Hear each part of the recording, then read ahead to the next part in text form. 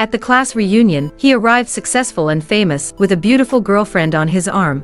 She said, if you hadn't let go back then, you'd be Mrs. Fu Corporation now. Sitting across from her, he held his girlfriend close, his expression cold. That's all in the past. The others, eager for drama, started teasing them. Under his gaze, I quietly covered the scar on my wrist and forced a smile. Yes, we've been over for a long time.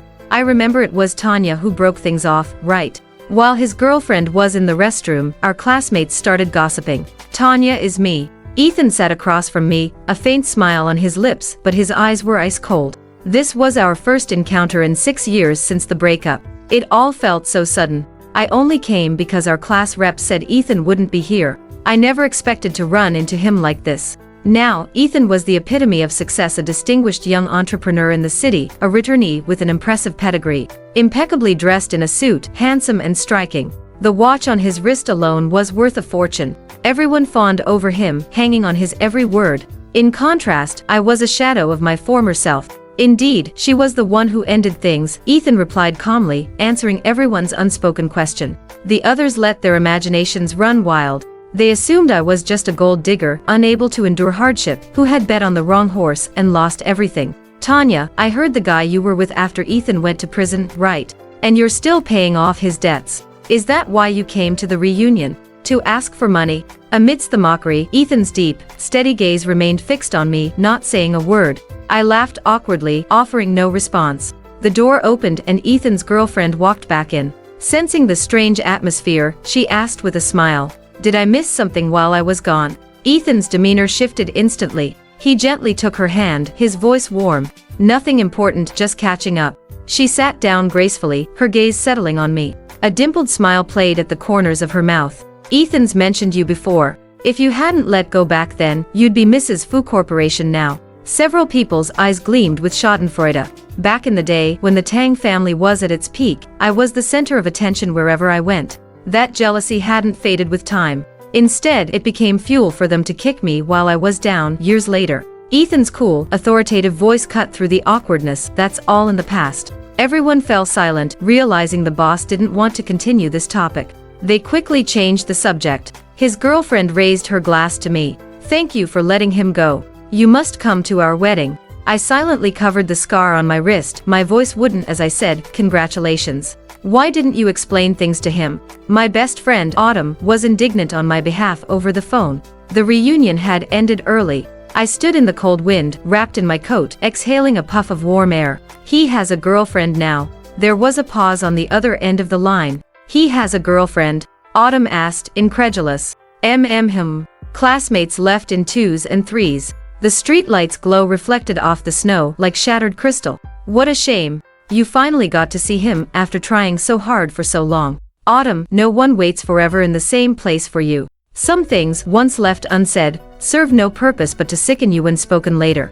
The cold wind made my eyes sting. I blinked back the burning tears. I'm giving up. Even though I'd worked so hard for all these years, clawing my way out of the mire, hoping to meet him again in the most dignified way possible, it was too late. All right, we'll talk more when you get back. The temperature had already dropped below freezing before the spring festival. Taxis were hard to come by. I'd been standing for a while, and my hands were numb with cold. My phone display read, waiting in queue.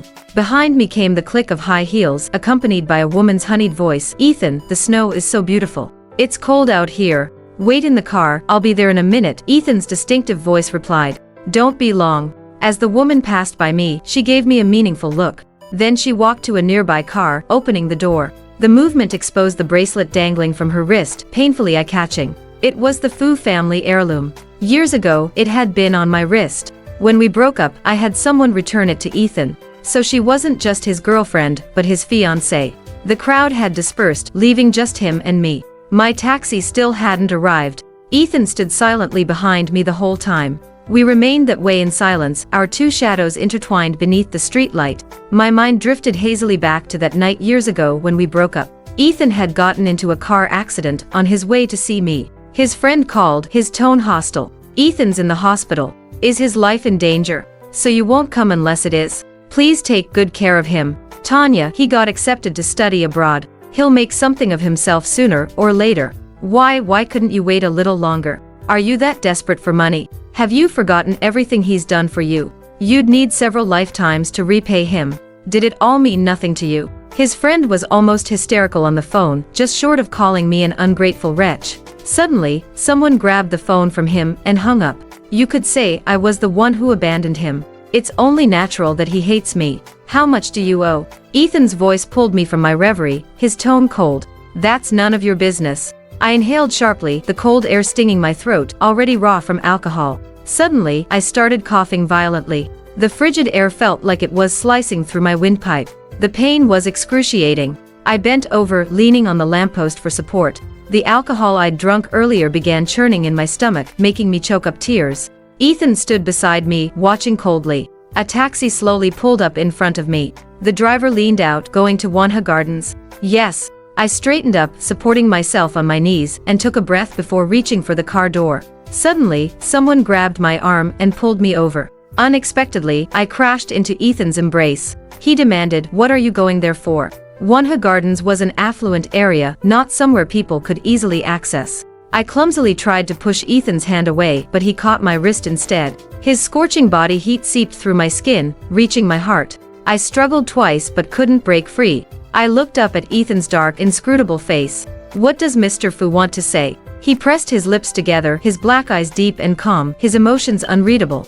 The cold wind howled, tousling my hair. I tugged at the corners of my mouth, voicing his thoughts. You're like everyone else, thinking I'm making money through unsavory means, right? Is $5,000 a month enough? Ethan interrupted me coldly. What do you mean? A layer of mockery finally surfaced in Ethan's eyes. Aren't you short on cash? 5,000, 10,000, name your price. Suddenly, I raised my hand. The sound of the slap echoed through the night. A clear handprint appeared on Ethan's face. In the distance, a woman's startled cry rang out. She flung open the car door and rushed over. Live your own life and keep your hands to yourself, I spat out before getting into the taxi and leaving. You slapped him. Autumn poured me a cup of hot water. Yeah, he wanted to keep me as his mistress. I curled up on the couch, fighting waves of stomach cramps as I slowly sipped the water. After a moment, I suddenly turned and ran to the bathroom to throw up. Autumn patted my back. Your stomach's bad. You shouldn't drink. I took a few deep breaths, wiping away the water left on my lips after rinsing. My throat burned. Was it worth loving him for all these years?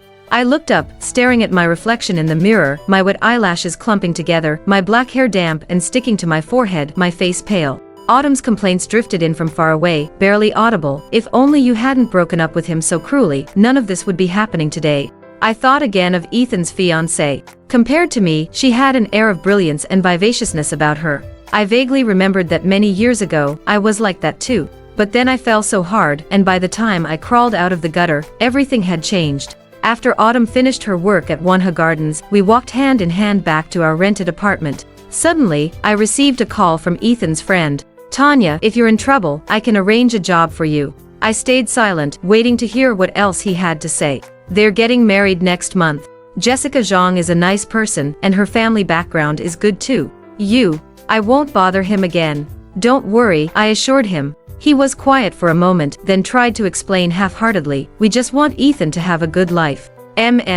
Without exception, all of our old friends had taken Ethan's side. After hanging up, Autumn's eyes were red-rimmed. They don't understand anything. It's okay. Since I still needed to stay here for a while, I found a job not far from home. During the interview, they asked suspiciously, do you have depression?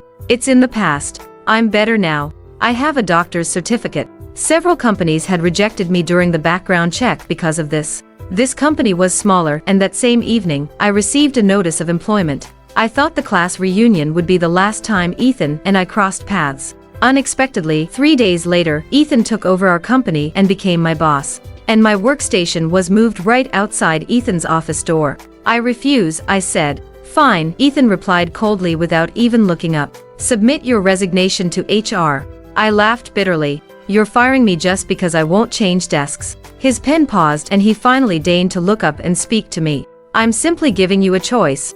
Don't tell me you think I want something from you. I choked, remembering how Autumn had haggled over a bit of rent money just last night. I forced a smile. Mr. Fu is above reproach. Of course I'm not afraid. Ethan nodded slightly. Thank you. Close the door on your way out. Oh, and make sure your chair faces away from me. I don't want to see your face. For the rest of our time there, we had almost no interaction. A week later, the company held a team-building event. As the newcomer, I was pressured into drinking too much. "Come on, Tanya. If you don't drink, we'll have to dock your pay," the manager joked. "Don't worry, if you get drunk, we'll take you home. We're all women here, what's there to be afraid of?"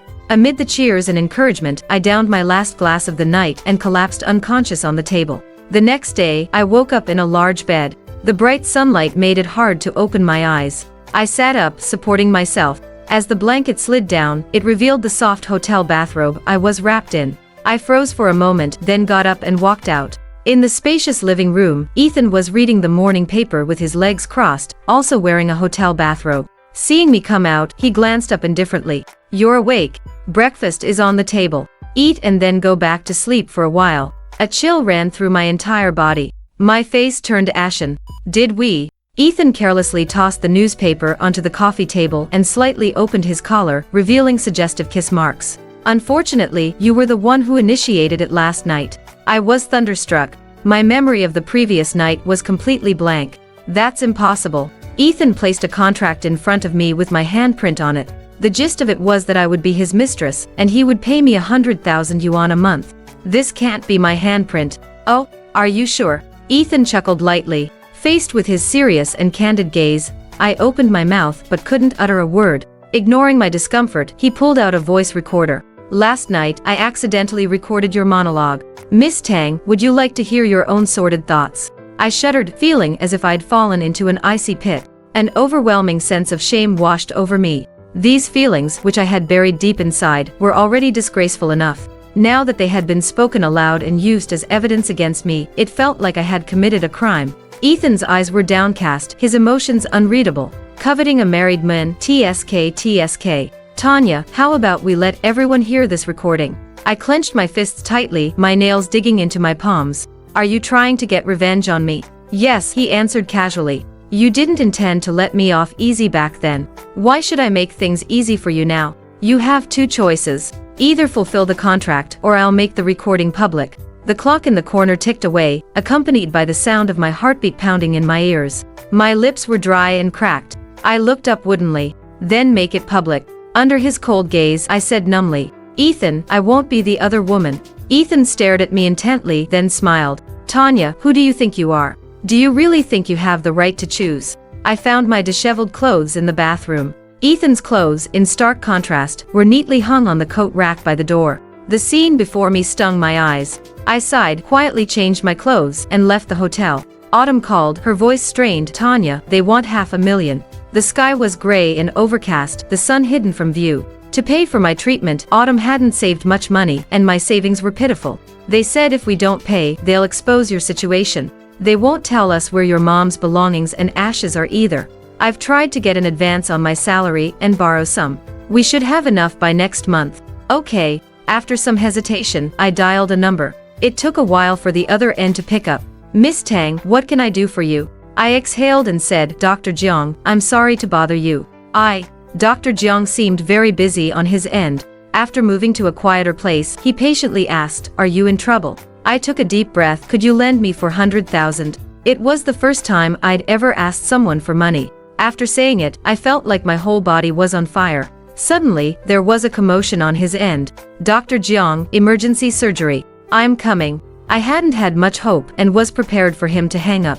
At the last moment, Dr. Jiang briefly said, "Send me your account number. I'll transfer it today." Then he hung up. The sky was still gray and gloomy. The cold dial tone suddenly felt warmer. In the evening, the manager tapped on my desk. "We're having dinner with clients tonight. You're coming along." Just a few hours earlier, I had asked him for a month's salary in advance. With the borrowed money and my previous savings, I barely scraped together 500,000. When I walked into the private room, I saw Ethan. I watched his tall figure effortlessly mingle with the others. The crystal chandelier's light outlined his handsome profile. The manager gently pushed me forward. Suddenly, all eyes were on me. "Mr. Fu, is she from your company?" Ethan glanced over casually and smiled. "Yes, she's new." "What kind of newbie needs Mr. Fu's personal attention?" "She's quite a looker." Amid the chatter, everyone took their seats. The manager placed me next to Ethan and whispered, "Be sharp tonight. Drink when you need to." The others asked subtly, "Mr. Fu, can your new employee hold her liquor?" Or should we go easy? Before Ethan could answer, the manager quickly replied, "Oh, she can drink, no problem." He pushed a glass towards me. "Let's start with a toast." Ethan smiled silently, lightly tapping the table. I picked up the glass, held my breath, and downed it in one go. The fiery liquid rushed down my throat, igniting a path to my stomach where it churned violently. Everyone cheered, ready to pour more, but Ethan changed the subject. "Now, where were we? Let's continue." The atmosphere was lively, with many toasting Ethan. He excused himself, claiming stomach issues, and didn't drink a drop. In the end, the manager found ways to pour it all into my stomach instead. Finally, unable to take any more, I went to the restroom. I turned on the faucet and started dry heaving. My hair came loose, falling into the sink and quickly becoming soaked. After texting Autumn, I was completely drained. I leaned over the sink, eyes closed, breathing heavily. Unhurried footsteps approached from outside. The door opened. I thought it was a woman coming to use the bathroom. But Ethan's voice came, calm and steady. "Can't handle it anymore." I gathered my strength, stood up shakily, and tried to stumble past him. He grabbed my arm and pulled me back. His large hand cupped the back of my neck. It was scorching hot. "Let go of me." The stomach acid had corroded my throat. Every word was painful. Ethan easily dragged me in front of the mirror, making me face it as he lifted my chin. He smirked. "Take a good look at yourself. Aren't you afraid of attracting the wrong kind of attention looking like this?" In the mirror, my eyes were wet, cheeks flushed, hair disheveled around my ears, and my collar was open. Ethan's deep gaze shamelessly roamed over my body through the mirror. I closed my eyes, my body trembling slightly. "Who could have worse intentions than you?" Ethan chuckled softly, his lips at my ear. "Come home with me tonight, okay? Get lost." He ruthlessly sealed my lips with his, mercilessly stealing the oxygen from my lungs. My blood, under the influence of alcohol, felt like boiling magma raging through my body. The light blurred, and water droplets seemed to be behind a film. Drop by drop, like sulfuric acid on my heart. It was unbearably painful. I broke out in a cold sweat, weakly hitting him. It felt like being dragged back to those dark days, desperately staring at this dazzling, colorful world, feeling completely out of place. "Ethan, can't you just let me go?" I was falling silently, crashing hard at the bottom of a well. It must have hurt, but I couldn't feel it anymore. "Tanya." Ethan was calling me. No longer with that look of wishing I was dead. He was panicking. So much so that I couldn't tell if the person before me was the young Ethan or the current one. I said, "Ethan, I never want to see you again." This high fever came on fiercely. My mind was hazy, my whole body in excruciating pain, curled up under the covers, shaking uncontrollably. Outside, the north wind howled. In my foggy state, I dreamed of years ago. "Piggyback on Ethan," I asked. "Ethan, what if I die?" He carried me steadily forward, gently coaxing. "Don't say such things. It's just a fever. You'll be fine after the shot." "Hey, do you have enough money? Shots are expensive." "It's fine." "How can it be fine? How many part-time jobs are you working?" Ethan didn't answer. He set me down at the nurse's station, crouched in front of me, and said seriously, "As long as you're safe and sound, nothing else matters." Bundled in my thick down jacket, I fretted, "When Mom and Dad stop fighting, I'll ask them for living expenses to pay you back." Ethan stroked my hair, his eyes gentle. "Trust me, we'll have money in the future." But I didn't stay safe and sound as he had hoped. The night Ethan went to another province for a competition, I came home and opened my parents' bedroom door. Dad was holding another woman in his arms. My seemingly perfect life began to crumble from that moment. What followed were violent arguments between my parents, Dad's disappearance without a word, and the Tang family drowning in debt. One deep night, those middle-aged debt collectors came to our door. The swaying light overhead, the men's excited jeers, the dull pain on my skin, and the nauseating touch, along with Mom's heart-wrenching curses, all mixed into a blur, churning in my mind. The scene fast-forwarded. Mom was forced to her death in the bathtub by the creditors. Autumn found me, barely clothed, and took me to the distant South City. On a rainy day, I curled up in a corner of the hospital, wearing mourning clothes, my expression haggard. "She has hereditary depression. Does she have any other family?" Autumn looked at me worriedly. "She has a boyfriend. He's out of town for a competition. You should notify him to come." The doctor's words mixed with some medical jargon. "She's showing clear suicidal tendencies. Treatment will be very difficult. She'll need constant supervision for several years. The family should be prepared for a long battle." By then, my mental state was too fragile to report to the police and seek justice. Autumn and I were like two stray dogs. We fled, defeated, from the place we'd grown up. On the same day, Ethan's name was at the top of the competition's winners list. He got the opportunity to study abroad. He called.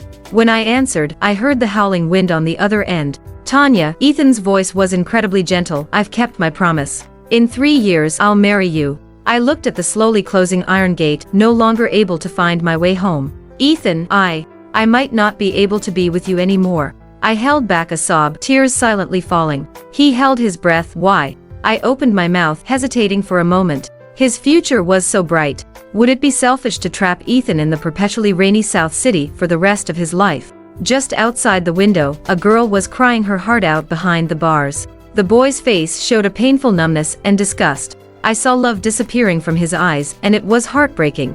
The wind blew my hair, revealing the bruises and bite marks below my neck. I wiped my tears and said, Ethan, take care of yourself. Let's end this. I heard the beeping of machines. The sunset filtered through the gaps in the blinds, falling on the sofa nearby, like a beautiful layer of gold dust. I blinked, the nightmare gradually receding. I sat up. A man sat on the sofa, quietly peeling an apple. His pale, slender fingers were deft. Soon, a perfectly peeled apple appeared, round and clean. It was Ethan. Hearing movement, he looked up, meeting my gaze. He silently stood and pressed the call button. The doctor quickly entered, checked my pupils, and after confirming I was okay, turned to Ethan and said, She's undernourished. Focus on adding more protein to her diet. Ethan nodded, thank you. The door closed. He walked to the bedside and handed me the apple. Don't think about anything. Just focus on getting better. I didn't take it. Instead, I got out of bed and started rummaging through the closet. My phone was gone. No outdoor clothes either. He let me fumble around the room. Ethan, what are you trying to do? I stood barefoot on the floor. A beam of sunlight shone in, reflecting my pale, haggard face in the glass. You know exactly what I want. Ethan put the apple on the bedside table, pulled out a tissue, and methodically wiped his hands clean. I want you. He sat in the light, his dark eyes unabashedly fixed on me, his gaze scorching and humiliating. Trembling, I clenched my fists. Ethan, you can't do this to me. Ethan stood up, took a few steps to stand before me, looking down at me as he smoothed my hair. Why can't I? I have someone I like now. Please stop pestering me. Is that so? Ethan's face was utterly devoid of a smile. He cupped my face, leaned down, and stopped when his lips were just an inch from mine. I couldn't break free. As I turned my head, I closed my eyes, my body involuntarily shuddering. Ethan laughed, his cool voice pouring into my ears. Tanya, you're lying. The private hospital was located in the suburbs, with endless forests outside the window. I couldn't leave, nor could I contact anyone. I had tried to ask the doctors and nurses for help, but they said they were powerless. Ethan came every day. Usually in the evening, he'd arrive looking tired from work and talk with me for a while. I strongly resisted any intimate gestures from him, and Ethan didn't force the issue. Lately, I'd been dreaming a lot about the past. Back then, I always had Ethan's name on my lips.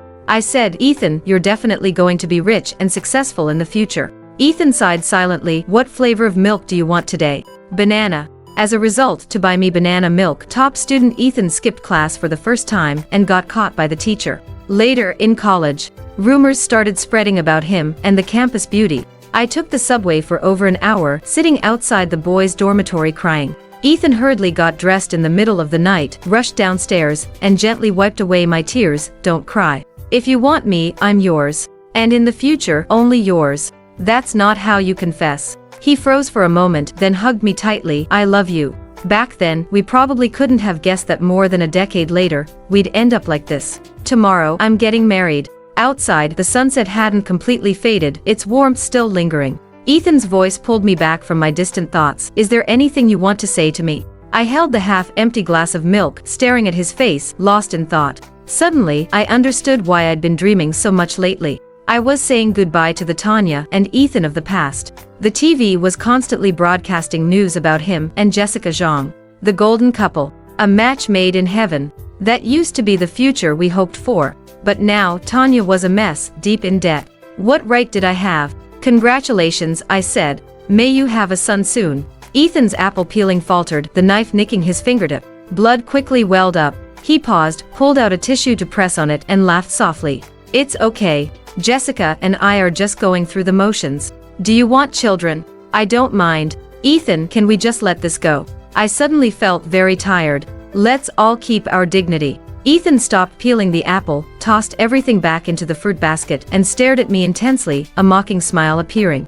Just let it go. On what grounds? You started this. In the end, you got bored and walked away without a care. What does that make me? A dog. I closed my eyes, dispelling the sun's afterimage. Then I'll give it all back to you. Ethan froze. What did you say? I looked at the setting sun. If you don't want me to have peace, I can die. Suddenly, my chin was grabbed and turned. I met Ethan's furious eyes. Tanya, are you sick in the head? If you wanted to die so badly, why didn't you just die back then? I don't remember when he left. That night, Ethan's brother Jessica Zhang, who had been my friend for many years, burst through the door. Tanya, what did you promise me? He interrogated me, leaving me bewildered. Do you know how much Ethan will lose by breaking off the engagement? You're an adult now. Can't you stop being as selfish as you were back then, letting Ethan clean up all your messes? Can't you think about him for once? What's going on? What's going on? Jessica laughed bitterly, shouting at me, Ethan's calling off the wedding because of you. And you're asking me what's going on? My ears were ringing, and I sat there in a daze, my mind blank. By publicly breaking off the engagement, where did that leave me? A homewrecker. A third party destroying someone else's family. Jessica roughly dragged me out of bed. You're coming with me. You were so good at this before, weren't you? Bored and found someone new. Just pick any excuse you want. Jessica. Tanya. Jessica trembled with anger. If you hadn't come back, would any of this be happening? His roar echoed in the snowstorm, the north wind howling, freezing all my senses. My ears were buzzing, I couldn't hear anything. His eyes held a hatred I had never seen before. As if someone like me deserved to die. Jessica, it's him who won't let me go. Jessica's face hardened. After we deal with this, I'll send you away. The office building was brightly lit late at night. Jessica dragged me in, but unfortunately, the press conference had already started. Ethan sat calmly under the spotlight. We heard the reason for calling off the wedding is a third party's involvement. Faced with the reporter's question, he remained composed. Miss Zhang and I have some disagreements. We're parting ways amicably. Jessica's face turned ashen, tightly gripping my wrist, not letting me move. But inside sources reveal that you've rekindled your relationship with your first love. Ethan remained unruffled. Those are just rumors. If there are no other questions, today's press conference ends here. Just as he stood up, someone suddenly shouted, She's here. That's her. In an instant, all the cameras turned towards us. I was exposed under the spotlight, disheveled and stunned. Reporters swarmed around, within seconds, surrounding us completely. Questions came one after another. What's your relationship with Ethan Fu? Did you really interfere in someone else's marriage? Camera shutters clicked incessantly. Ethan's smile suddenly froze as he stood up and pushed through the crowd towards me. No, I didn't. I weakly defended myself, but my voice was quickly drowned out by their intense curiosity. The questions kept coming. We have new information. A reporter exclaimed excitedly, holding up a phone. My voice came through tearful and slurred with drunkenness, like sleep-talking. Ethan, I love you. It was a voice recorder. My heart sank. I once thought nothing could make my life worse. When this storm truly hit, I was completely destroyed. Isn't this exactly what a homewrecker would say? Shameless. The whispers of the crowd were like a slap across my face.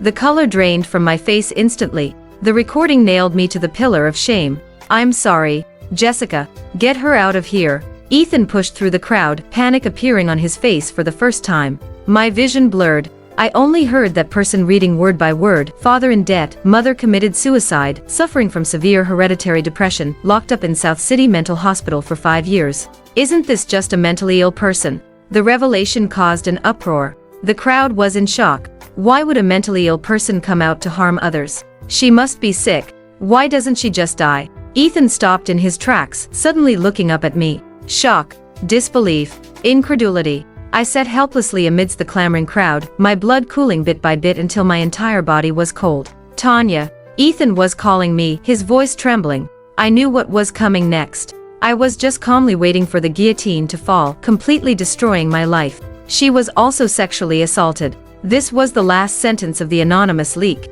The moment he heard it, Ethan's face turned as white as paper. Ethan's perspective. Since that day, after returning from the company, Ethan hadn't spoken a word. The Venetian blinds had been closed for 3 days, no light squeezing into the dim room. Missed calls dominated his phone screen. He didn't open a single one. Time seemed to have hit pause on him. Ethan sat there, head down, lifeless. He still remembered the cold tone of the man who took Tanya away. He had said, all of us were hoping she would live, Mr. Fu. You truly live up to your reputation for being ruthless. Without any effort, you've managed to nullify all our efforts. Autumn was blocked outside by security, screaming at him, Ethan, do you know she'll relapse if she doesn't take her medication? Keeping her locked up, how is that any different from murder? Depression. Mental hospital. These words were like countless sharp thorns, tangling wildly in his thoughts, mercilessly pulling at his nerves.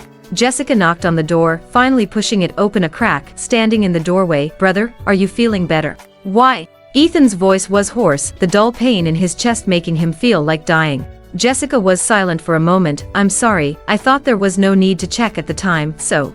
The information was fake, wasn't it? Ethan's voice was very soft. Jessica, when you told me she had changed several boyfriends abroad, Tanya was actually locked up in South City Mental Hospital. I'm sorry, brother. I didn't know. This explanation was weak and powerless. He knew he couldn't blame it all on Jessica. If he had just asked a few more questions, perhaps things wouldn't have turned out this way. Ethan no longer had the energy to listen to Jessica's justifications. Autumn pushed past the secretary's obstruction and entered. The harsh light made Ethan squint, but he didn't stop her. The secretary apologized repeatedly. I'm sorry, Mr. Fu, I couldn't stop her. Leave us, Ethan said. The secretary carefully closed the door for them, and the room returned to darkness. Autumn just stood there, seemingly not wanting to have any contact with him. Mr. Fu, there are some things I can say now. The window was cracked open slightly, the cold wind chilling to the bone. Ethan sat there, motionless, just quietly listening. Those who do wrong will always face retribution.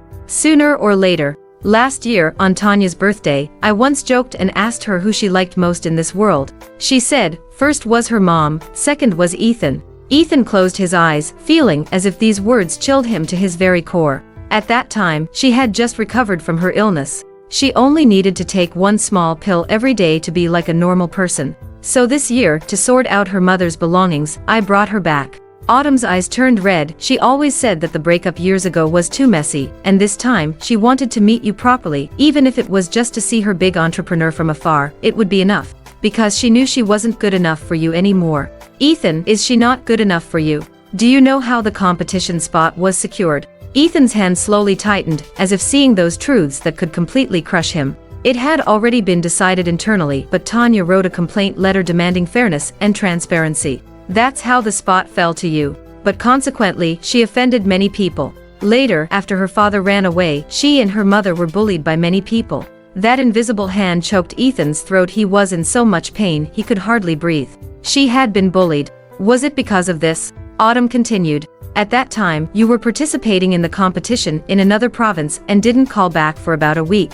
So you probably don't know that everything turned upside down here. The Tang family fell, her father ran away with his mistress, a bunch of debt collectors blocked their doorway every day, threatening Tanya and her mother's lives. Her mother committed suicide, leaving Tanya behind to be bullied, and then she fell ill. At the worst times, I didn't dare take my eyes off her for even a second. She was tortured beyond recognition then. Autumn stared hard at Ethan. When you had your car accident, Tanya cried and begged me to let her die. How could she get over that? Ethan's face was ashen. He closed his eyes. The memories of the past few months tormented him frantically. He had allowed the manager to get Tanya drunk and send her to his room. He had induced her to reveal her true feelings while drunk, and then maliciously forged a fake agreement with no legal effect, just to see her conflicted and pained expression. Humiliating and taunting her again and again. Finally, obsessively locking her up in a private hospital in the suburbs.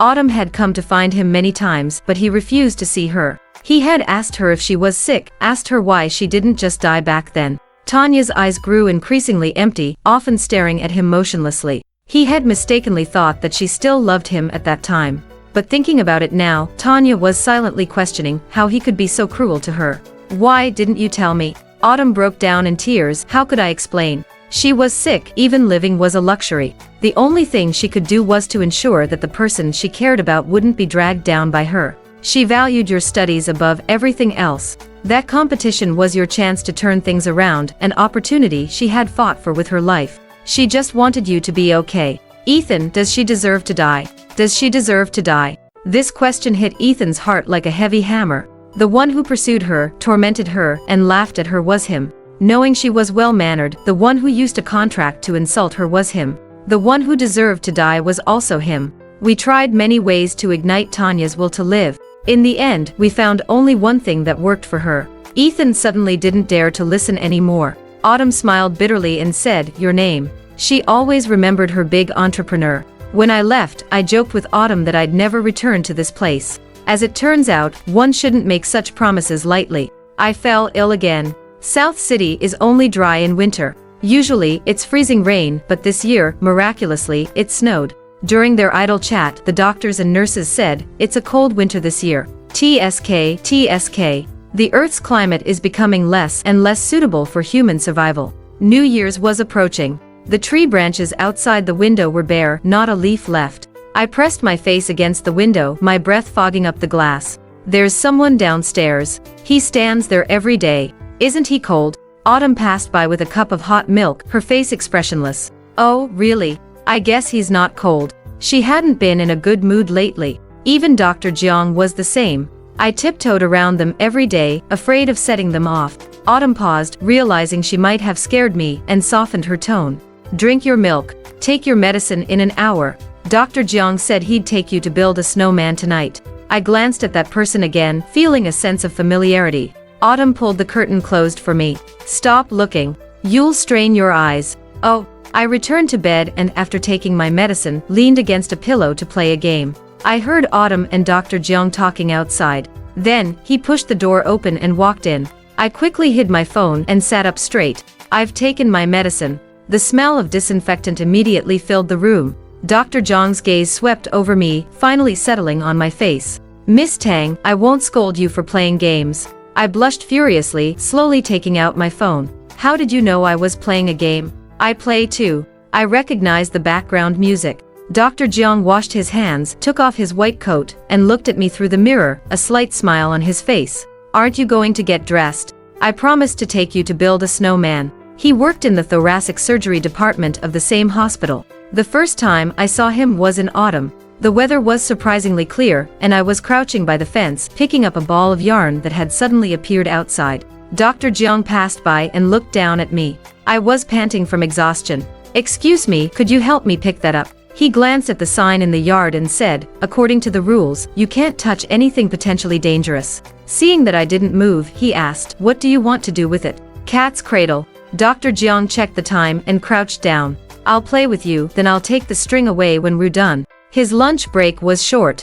I quietly reached my hands through the fence and played with him for a while. When he was about to leave, I said, "Thank you." Later, we met a few more times. He was busy and didn't pay attention to me. Until one day, he came again, pulling out a string. "Sorry, I've been too busy lately." After that, he started chatting with me. "You don't talk much, do you?" I can't say too much." "Why?" "I'm sick.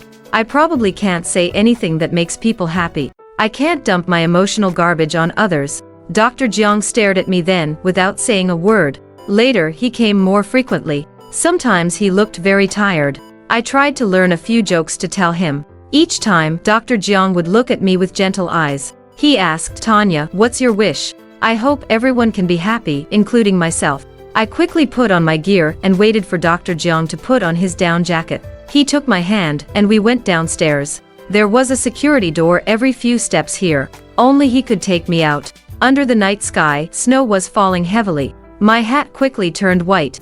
Dr. Jiang handed me a small shovel. "Take it easy." "Okay." The cold air inexplicably lifted my spirits. I carried the shovel and circled around the frozen fountain. As I turned, I suddenly saw Ethan standing not far away, his eyes bloodshot, his chin covered in stubble, just staring at me. "Ethan." My voice was soft, somewhat surprised. Ethan's lips moved. Jia, I was wrong." In the past, I would have proudly and stubbornly asked, "What were you wrong about?" Now, I just hugged the snow shovel, lowering my head awkwardly. "It's okay. I had been through too much suffering, my edges long since smoothed away." The wind and snow howled in the dark night. Ethan slowly approached, crouching in front of me, his voice hoarse. "How can it be okay?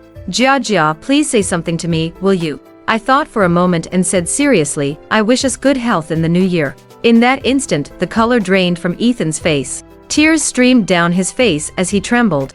"Don't do this to me, please." I touched his face. It was icy cold. So, just like in the old days, I cupped his face and said earnestly, "I wanted to choose a decent way to see you one last time, but it turned into a mess." "I'm sorry, it's my fault," Ethan said. If I had, it was my choice to leave your life. I can't blame anyone else. I spoke slowly, with a hint of sadness. At the class reunion, I asked the class monitor. I only went because you weren't there. I don't know why he lied to me. I just wanted to hear some news about you to see if you were doing well. Ethan cried uncontrollably. I'm sorry, it was intentional. I see. I smiled, not knowing how to feel. Jia, I'm sorry I wasn't there for you when you needed me most. Ethan held my hands, finally noticing the scars on my wrists. You don't need to apologize. I don't want to force you to stay. Years later, we might live through hard times together, arguing and bringing up old grudges, counting who owes who. I patiently brushed the snowflakes from his eyelashes. Ethan, I'm really happy to see you successful. But I said I'd earn money for you to spend. Ethan held my hands. Without you, what do I need those things for? I blinked, my nose red from the cold. Look, my scarf costs over 100 yuan. I have enough money to spend. The light in Ethan's eyes was completely extinguished. He asked, trembling, we can't go back, can we? Ethan, you have your life, and I need to walk my own path. I won't be going back to North City. How could hurtful words be easily forgotten? Everyone has memories. I was nailed to the pillar of shame. If I went back, every step I took would be like walking on blades. That would be 10,000 times more painful than letting go of a relationship. Ethan took a soft breath, caught my hand, and just like in the old days, warmed them up again. About the recording, I'm sorry. I tricked you into saying it. That night, I didn't touch you. My eyes grew hot. Ethan then apologized to me. Say you're sorry. He was in agony, greedily etching my face into his memory, making his final farewell. I'm sorry. I gently patted his shoulder, and in the end, I didn't say, it's okay. Ethan, be safe and happy for the rest of your life. The snow was getting heavier. I turned, striding forward with effort, my body swaying in the wind. Behind me, the wind and snow howled, the sound growing distant. I didn't know if it was the sound of the wind or Ethan's crying. Dr. Jiang stood under the dim streetlight in his camel-colored coat, hands in his pockets. I could faintly see his handsome features and focused gaze. I walked closer. He asked as if he hadn't noticed anything, did you see something? I brushed the snow off the brim of my hat, looked up with slightly red eyes and said, Dr. Jiang.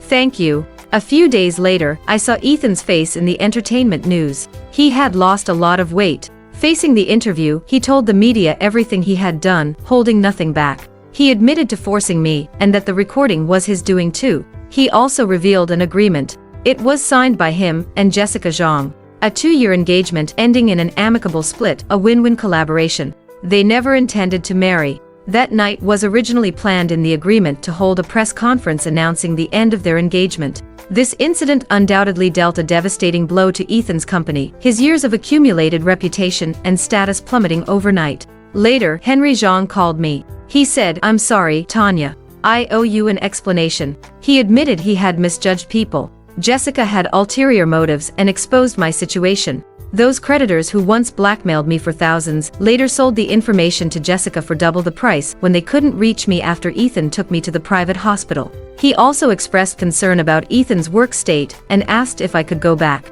My answer remained the same. I've said all I needed to say. The rest is beyond my control. 3 months later, my condition stabilized and I was about to be discharged. Warm sunlight draped over me and spring bloomed outside the window. The familiar smell of disinfectant wafted in. I knew Dr. Jiang had arrived. Got any food? I've been busy all day, treat me to a bite. He'd been so busy lately, always foraging for food at my place. I unwrapped my wool scarf, revealing a steaming red bean bun. Dr. Jiang took it without hesitation, tore open the wrapper, and devoured it. I just stared until he asked amusingly, why are you looking at me like that? You're easy to please. After finishing, Dr. Jiang asked, have you considered settling down here? Why do you ask? Well, I have an apartment for rent. I pondered for a moment, are you short on cash? Because he looked genuinely sincere. I don't have much income now, so I might not be able to afford expensive rent. I'm very cheap, Dr. Jiang said seriously, clearly fibbing. No neighbors. I'm scared being alone. I blinked, unsure if he was trying to trick me or not. On the day of my discharge, a spring breeze lifted my spirits. A long absent smile appeared on my face. Crossing the street, I forgot to check the traffic light and was unceremoniously yanked back by Dr. Jiang grabbing my collar. I crashed into his arms unexpectedly. He held onto me, not letting go. I'm pursuing you. His voice was soft, casual, his lips curling slightly as if he'd just commented on the nice weather. Boom boom. A child in the distance shook a toy drum, babbling playfully. Thump thump. It was my heart beating. My voice unsteady, I still bravely looked up at Dr. Jiang. I loved someone for many, many years. I'm not sure. The wind tousled Dr. Jiang's hair, his eyes gentle. Miss Tang, I've also loved someone for many, many years. Give me a chance. At that moment my eyes grew moist. I'm not good. I've been sick, and my body. Miss Tang, you once said you hope everyone can be happy, including yourself. Dr. Jiang winked. I hope your wish comes true. A gentle breeze blew. Sunlight broke through the treetops, falling on his brow. The spring I once thought unreachable had, unknowingly, blossomed all around, in full bloom. Ethan's perspective. The following winter, Jessica's company declared bankruptcy. Those who had bullied Tanya were also dealt with by Ethan. After several crises, Ethan's company finally revived. That day, Ethan sat alone in his office for a long time. Outside the window, heavy snow fell, car lights below forming a continuous stream. He had been working non-stop for half a month, feeling as if a lifetime had passed. He suddenly remembered that a year ago on this day, it had also snowed. Tanya had appeared at the class reunion. When she saw him arrive with Jessica, her eyes were filled with shock and panic. Later, he dreamed of that scene countless times. He had made changes in his dreams countless times too. He had ended the engagement early, called the police when the manager tried to drug her. He hadn't forced her to drink, nor had he spoken harshly to her. He had, as Tanya had hoped, given her a decent reunion. Tanya had come back, curling up in his arms late at night, telling him about her past ordeals, crying with pent-up grievances. Ethan had held her, kissed her, comforted her, and proposed to her. Later, they had a home. He and Tanya had taken wedding photos. In the photo, she smiled beautifully, her fingers intertwined with his. Every time he woke from these dreams, he lay alone in bed, listening to the ticking of the clock. Only then would he realize that time was moving forward, but Tanya would never appear in the rest of his life. She had left completely. On that snowy night in South City, Tanya had wished him a safe and happy life, her eyes sincere and calm. She said she wouldn't come back. She was sad that they couldn't have a proper reunion. Her eyes were red when she spoke. Because he had hurt her, she decided to leave. There were no words of blame or resentment. That wish for a safe and happy life was like a gentle knife, piercing deep into his heart, bringing in pain that could never be erased. Due to his long-term irregular lifestyle, he developed stomach problems. When it flared up, the pain was excruciating. That night, he woke from his dream again, lying on the cold bed, a crescent moon outside the window. He vaguely remembered watching the moon with Tanya, but that felt like a lifetime ago. He suddenly missed Tanya terribly and booked a flight to South City for the next day. A year later, stepping foot in this place again, the weather was still the same. Strong wind, heavy snow. Pedestrians hurried along the streets. Ethan found an apartment following the address. It was almost dark, but the second-floor apartment hadn't turned on its lights. Ethan waited in a corner. Half an hour later, Tanya's voice drifted over, gentle and serious. That place's tomato beef brisket isn't good. Next time you buy some beef brisket, I'll cook it for you. Autumn likes it too, we'll invite her over. Ethan instinctively looked over, that familiar figure suddenly entering his line of sight. She wore a little white hat, or maybe it was pink or gray. Covered in snow, it all looked white anyway. Her figure had filled out a bit, walking in the snow, no longer swaying unsteadily. Beside her was a tall figure wearing glasses, always looking at her tenderly. He glanced up slightly, his gaze falling on Ethan, and suddenly froze. The two men, separated by wind and snow, said nothing. Hey, Dr. Jiang, did you hear what I said? It was her familiar tone, but directed at someone else. Dr. Jiang looked back. I heard. You want to make tomato beef brisket, but last time you burned the pot. I haven't bought a new one yet. Tanya hung her head dejectedly. Oh, sorry. Dr. Jiang patted the hat on her head, like patting an adorable polar bear. You go home first, the kid hasn't been fed yet. Where are you going? To buy a pot. What about the beef brisket? I'll buy that too. Why so urgent? We're eating it tonight. Tanya trotted off into the building. Only then did Dr. Jiang look over. Ethan had nothing to say, so he just said, congratulations. Dr. Jiang smiled. Thank you. Actually, he knew Ethan had misunderstood. The kid was the cat he and Tanya were raising. But Dr. Jiang didn't want to explain. Last year when he brought Tanya down to build a snowman, he had given Ethan a chance. Regardless, Tanya and Ethan were over. They should each find their own happiness. Her condition. Stable, Dr. Jiang said directly. She has a good temperament, doesn't get angry easily. She's a wonderful girl. Ethan knew she was doing well, because he knew what Tanya looked like when she was happy. Dr. Zhang's gaze through his glasses was sharp and scrutinizing. Mr. Fu, how long have you known her? 14 years exactly. You know her better than I do. Her birthday is coming up. I want to get her a gift. Snacks, puffed snacks are best. She doesn't like chocolate. Ethan blurted out without thinking. Dr. Jiang nodded formally. Thank you. 14 years exactly. You know her better than I do. These words were Dr. Zhang's expression of dissatisfaction towards him. If he knew her so well, why did he hate Tanya so much? Why did he let her suffer so much in the days that followed? Ethan! A clear voice cut through the wind and snow. Ethan turned his head abruptly, looking over. That face he had been thinking about day and night suddenly entered his vision unexpectedly. Even the curve of her smile was exactly the same as in his memory. Tanya stood holding an umbrella, another in her arms, her eyes wide with shock. Why are you here? Ethan's heart ached, seeing the clarity and calmness in her eyes. She had let go. He was silent for a moment, then said, business talk. Just passing by. Met Dr. Jiang and chatted a bit. Passing by the neighborhood. Tanya was a bit confused. Dr. Jiang asked, why did you come down again? Tanya remembered something and handed him the umbrella. I saw it was snowing heavily. I was worried you'd catch a cold, so I came down to bring you an umbrella. When she spoke to Dr. Jiang, the corners of her mouth turned up slightly, her eyes warm. This scene pained Ethan's eyes. Would you like to come in for a bit? Dr. Jiang asked politely. Ethan smiled. No, I have a flight to catch tonight. Tanya wrapped her coat tighter, suddenly remembering something. Wait for me. She turned and ran into the building.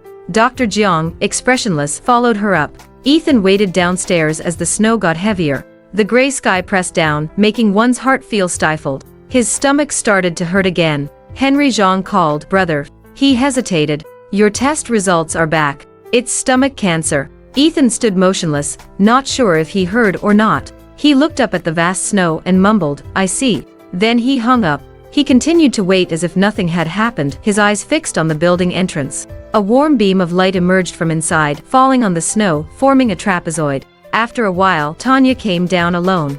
Dr. Jiang had wrapped her up like an immobile cotton ball. She clutched a small red box, walking over with difficulty, and handed it to Ethan. I baked these cookies myself. Take them for the road. Ethan took it, suddenly remembering how Tanya loved baking many years ago. Back then, they were barely edible, with a strong eggy smell. All the failed attempts had ended up in his stomach. She really had no talent for cooking. Ethan had even said she was banned from the kitchen in their future home. In the blink of an eye, she could now bake quite well. Tanya said very sincerely, thank you for donating to us. Ethan knew their organization was helping people with mental illnesses who were struggling financially. So he donated every month, keeping only a small part for himself as living expenses. Ethan said, you're welcome. Then he stared at her face, it's cold. You should go back. I probably won't come again. Tanya smiled, how can that be? You'll have to come for future award ceremonies. Ethan's throat tightened and he said nothing. She turned, her snow boots crunching on the snow. Just before entering the building, she turned back and called out, Ethan. Ethan immediately looked up, his heart suddenly coming alive. He waited for her to say something. Tanya just smiled at him and said, Happy New Year. A simple New Year's greeting. No wishes for health or happiness anymore. Ethan's heart returned to silence. Standing in the cold wind, he replied, Happy New Year.